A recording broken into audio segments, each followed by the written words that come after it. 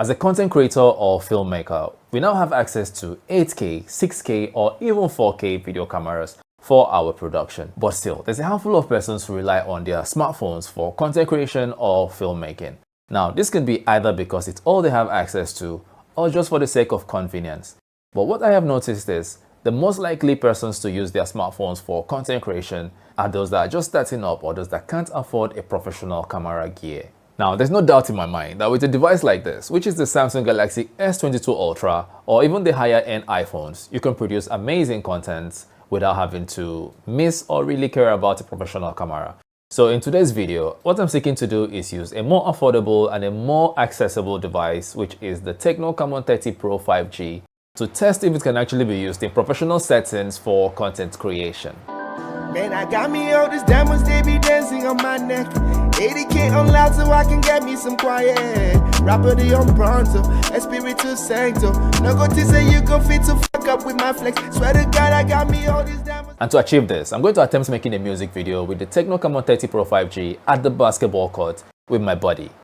Hopefully with the result, you can make up your mind if it's something you can use in your own journey as a content creator, either for personal use or for commercial use, like YouTube videos, documentaries, music videos like you're going to see, interviews, or any other setting of content creating you are into.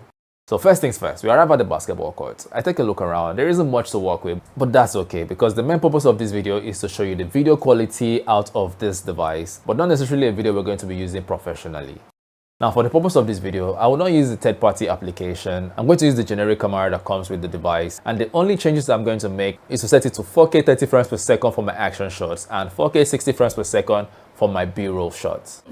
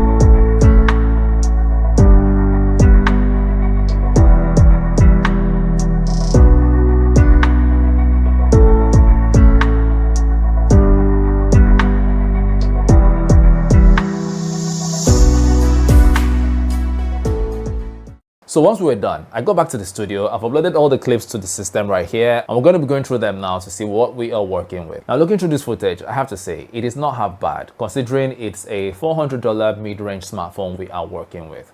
However, it doesn't give you flexibility over the colors because it comes already color graded. Now, what I mean by that is everything looks heavily saturated already right out of the camera, which reduces the flexibility we have over it. I have put together a sample music video of about a minute without any color grading or adjustments done. This footage is straight out of the Tecno Camon 30 Pro's camera. Take a look and let me know what you think in the comments.